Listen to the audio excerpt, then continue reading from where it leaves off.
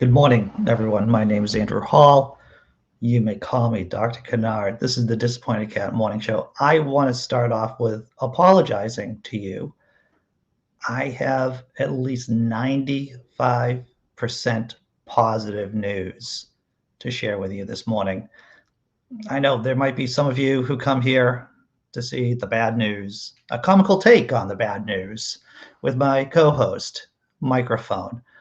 But today, unfortunately, we have a lot of positive news.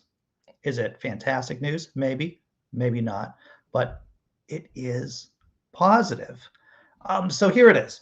As you can tell by the name of this video of our episode today, that we're going to talk about Steve Bannon and Alex Jones. I'm going to leave it to you, friends, Romans, country people here in the chat, to decide who we want to talk about first. Whoever says, whoever puts down Bannon, whoever comments first, I'm going to go with that choice. So if you want Bannon, go with Bannon. If you want Jones, go with Jones.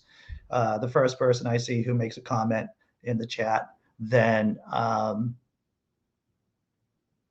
we'll go with that person. Bannon. All right, bigzebra.com. We're going with Steve Bannon.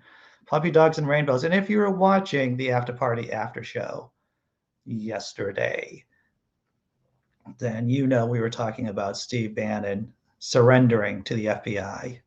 But let's get into the nuts and bolts of that story, right? Links to these news stories are in the description below, everyone. We're going with Steve Bannon. Steve Bannon surrenders to face contempt charges. I find Steve Bannon quite contemptible to begin with. I'm just glad that he's giving himself up. All right.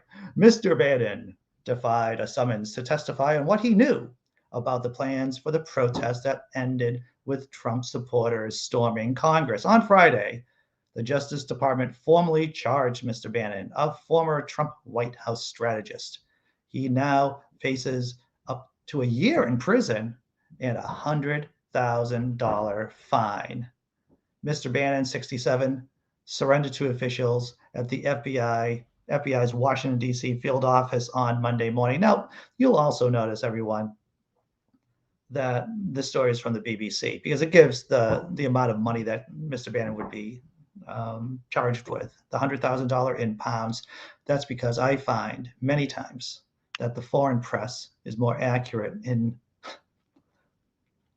talking about the American news than the American news is. Let's go on to the next panel.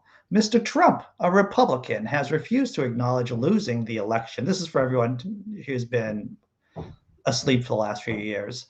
To Democratic President Joe Biden last year, making claims without evidence of mass voter fraud. Mr. Bannon was indicted on one count of refusing to appear for a deposition and one count of refusing to provide subpoenaed documents to a committee investigating the riot. This is important. Let's not forget our U.S. Constitution 101 is the fact that Congress is supposed to be able to provide oversight on the executive branch. What's that? Microphone? You thought that the legislative branch here in the States was just the junior partner to the executive branch? Well, that's not true. A properly functioning legislature actually is supposed to put curbs on executive power. I know it sounds strange. I know it sounds quaint, but that's how the system's supposed to work. Appearing outside the court on Monday afternoon, he said he believed the charges were politically motivated and vowed to fight them. We're tired of playing defense. We're trying to go on the offense on this, he said. Now, I know that was a voice that I was using for Steve Bannon. I was trying to get the feel for all the cholesterol clogged up in his arteries, everyone. I guess that's my high cholesterol voice that I use for Steve Bannon. Mr. Trump has urged former aides to reject deposition requests, arguing that they are covered by executive privilege, a legal principle that protects many White House communications. Another Trump official, former White House chief staff Mark Meadows, may also face consequences for defying a similar subpoena to appear before the committee. Mr. Meadows' decision to defy the law may force the committee to pursue contempt proceedings like those applied to Mr. Bannon, the investigating committee's chairman has said. How about that? Steve Bannon apprehended. Mark Meadows might have a warrant out for him soon, possibly. Yeah, it's not perfect. In a perfect world, of course, we wouldn't have had Donald J. Trump be president of the United States. In a perfect world, he wouldn't have tried to overthrow a democratically elected president. In a perfect world, Steve Bannon would still be working at Golden Corral, right? That's where a guy like Steve Bannon should be working. Let's face it, right? But we don't live in a perfect world. So take the win.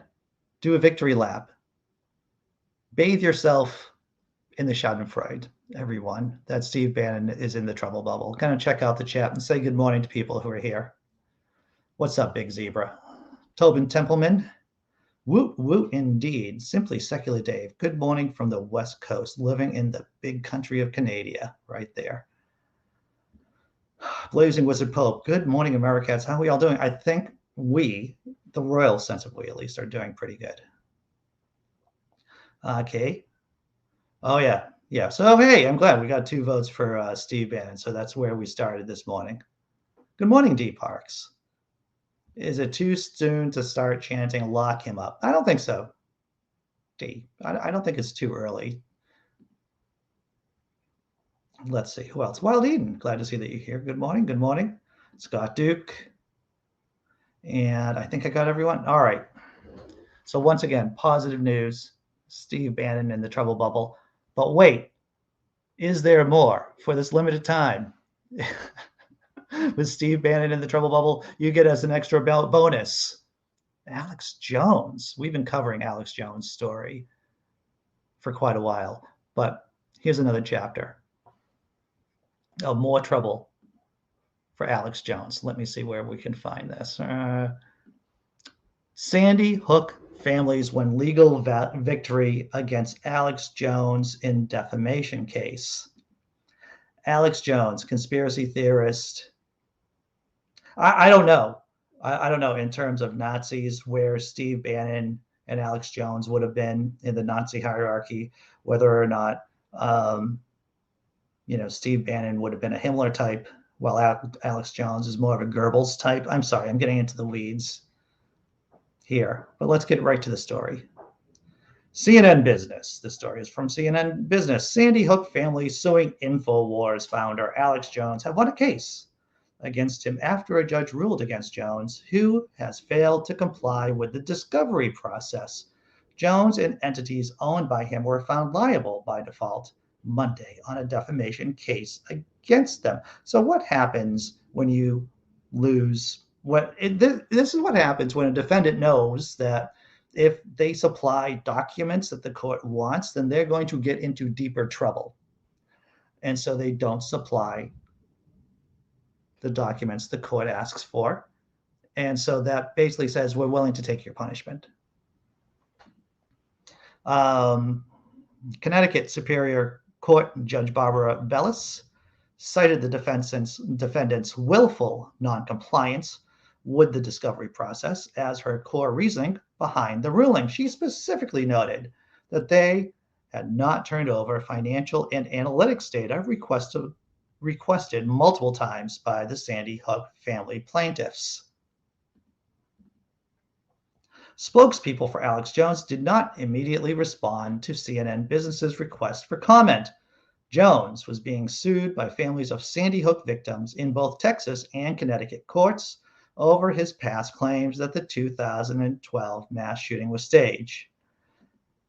Sandy Hook, the parents of these poor kids who got killed.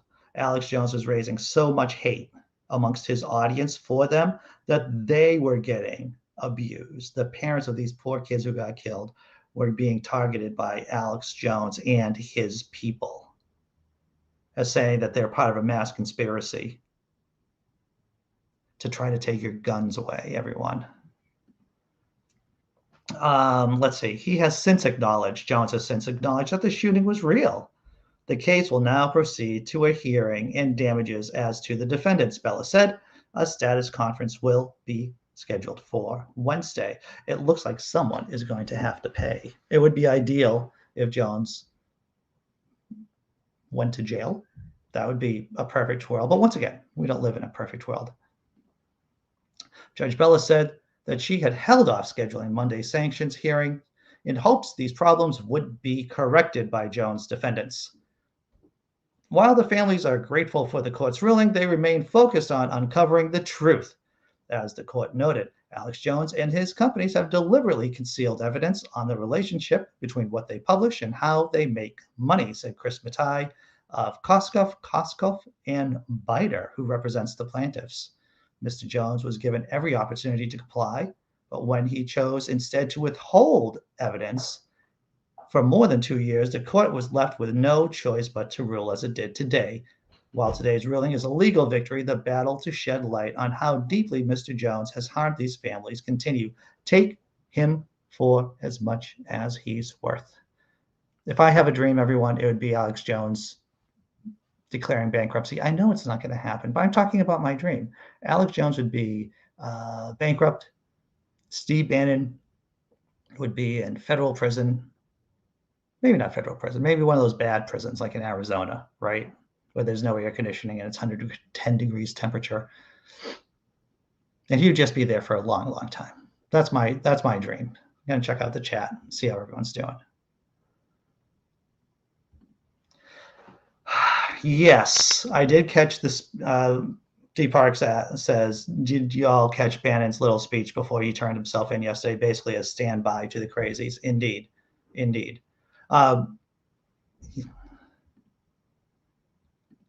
Maybe we should smuggle Dr. Kennard across the border. Oh no, that's horrible. Send me to Canada. That'd be horrible. What's up, Sammy? Glad to see you here. He would be yes. All right. You want to do the halftime tummy rub show? The halftime tummy rub show is where we take a break from the news cycle, take a deep breath, relax, have a laugh. And you will notice that there are no ads on this show. That's because it's funded all by patrons, YouTube members, and other contributors. You can check out my Venmo and PayPal information down in the description. And let's do something fun, everyone. The doctor said no more eating mouses, Morty. Your poops are going to get too broken and... Oh my gosh. Do you think... She didn't say I couldn't eat chipmunks.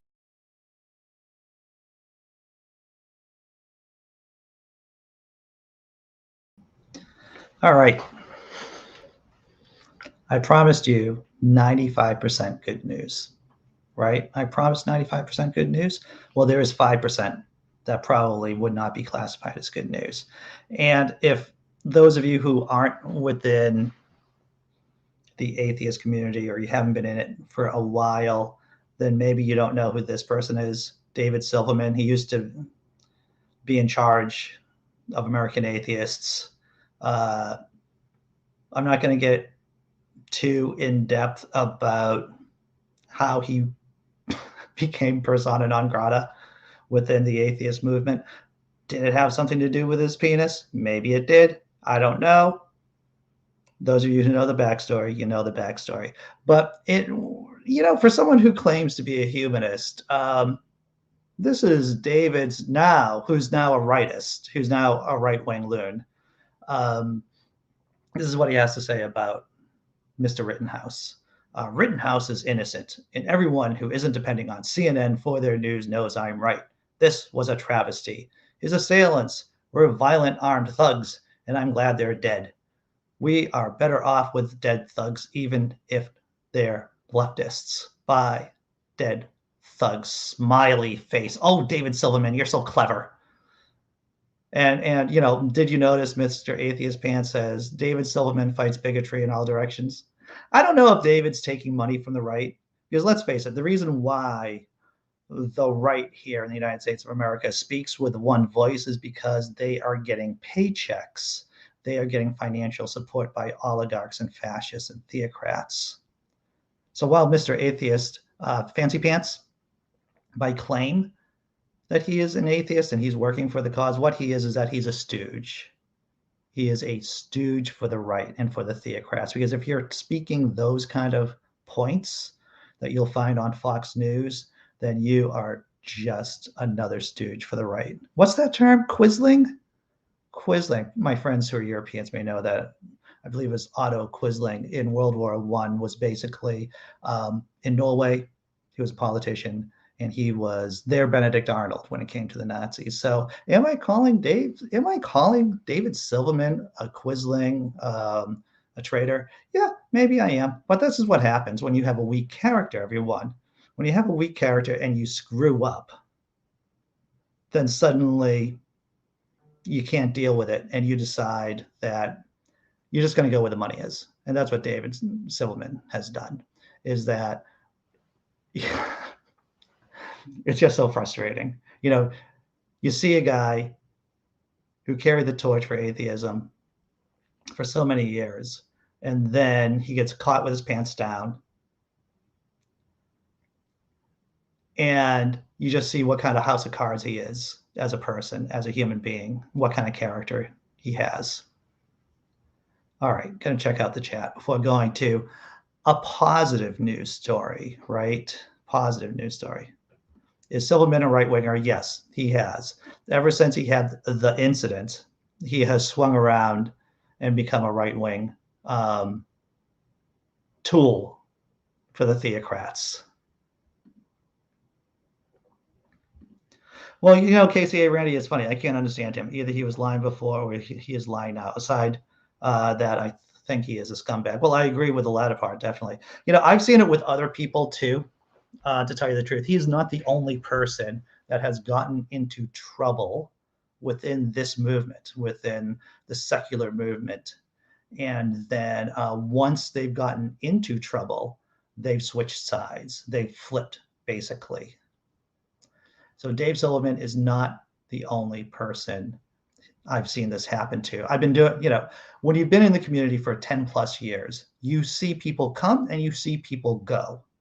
And some people who are victims of scandal, or not victims, right? They make their own bed. And when they're made to sleep in it, they just switch sides.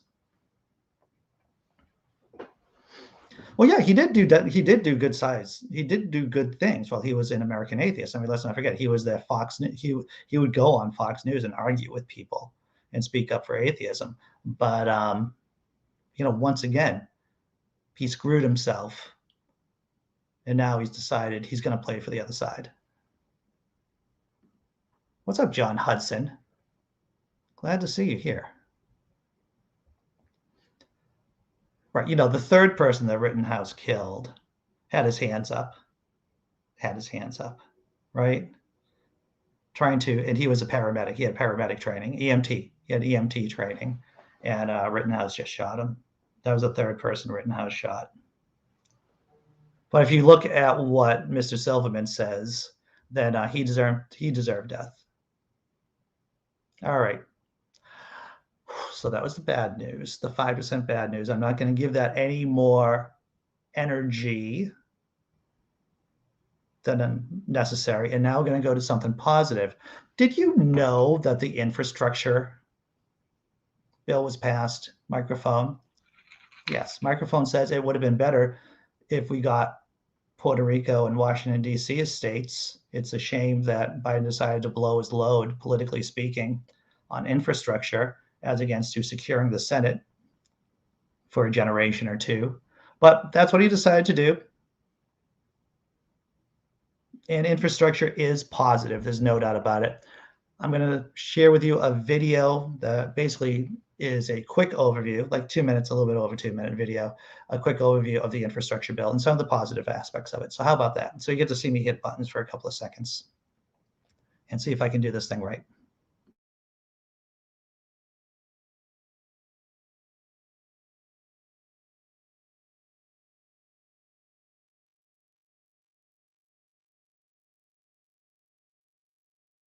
The world has changed, and we have to be ready.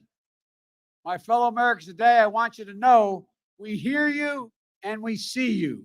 Hi, my name is Erin Logan. I cover the White House for the LA Times. Today, I covered the ceremony of the signage of the infrastructure bill, and these are my 3 takeaways. Throughout the campaign trail, President Biden vowed to reach across the aisle to get things done. He sees his $1 trillion bill as a fulfillment of that promise. Now, 32 Republicans crossed party lines to vote for this bill, which will address the nation's aging infrastructure. The bill is far less than what the president originally hoped for, which was about $2.3 trillion, but it was trimmed to ensure Senate Republicans would not kill the bill. Though Biden and Republicans who voted for this bill see this as a good thing, other party members have chided them for working with the White House. President Trump actually attacked a lot of these members and said that them supporting this would actually hurt their chances for re-election in the midterms. I want to thank organized labor who understands this about jobs. You all stood up. Jobs, jobs, jobs, jobs. So the White House has said this bill will help the American economy, which is waned throughout the COVID-19 pandemic. They say the package will create thousands of jobs around the nation, including in California. Over the next 5 years, California is slated to receive $9 billion to improve public transportation, $380 million to expand a network of charging stations for electric cars, and at least $100 million to expand access to high-speed internet. But today, we're finally getting this done. So my message to the American people is this: America's moving again, and your life is going to change for the better. So this bill is only a portion of the president's economic agenda. Another $1 trillion proposal that would expand the nation's social safety net and address climate change is stalled in the House. Party leaders are hoping the infrastructure bill's passage will be a catalyst for party progressives and moderates to come to an agreement and send the bill to the Senate. Okay, here we go. Democratic candidates are hoping to be able to tout this bill on the campaign trail ahead of the midterm elections in 2022. And they're hoping this will help them keep their majorities in the House and the Senate.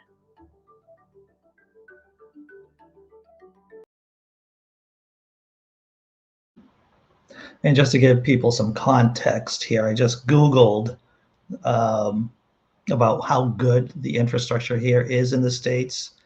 And from this NPR story from a few months ago, this is something we've covered before, I just want to go over this, is that the current state of American infrastructure, as graded by the American Society of Civil Engineers, is a C-, a C- score for the current state of American infrastructure. And let's not forget, Donald Trump tried to get an infrastructure bill, Obama tried to get an infrastructure bill, and I want to say Bush the younger tried to get an infrastructure bill too, and they were not able to do it.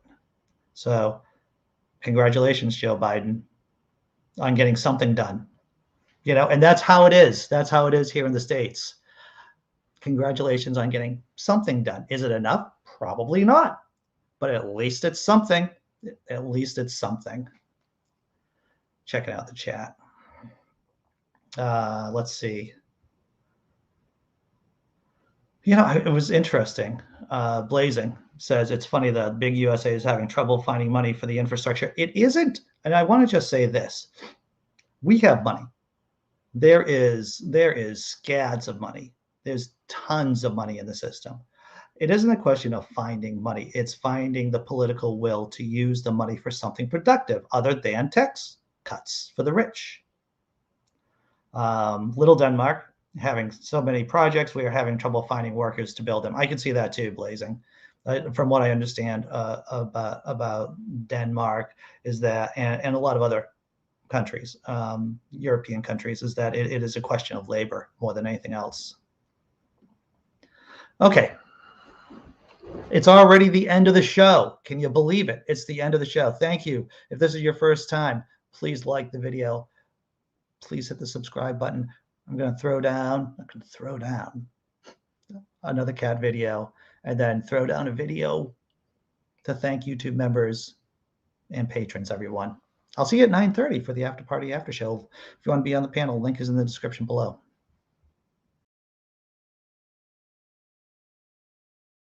I did push that thing off the bookshelf and it broke, but I was not doing it to be a raging jerk, your words. I was doing it to teach you a lesson in forgiveness and letting go.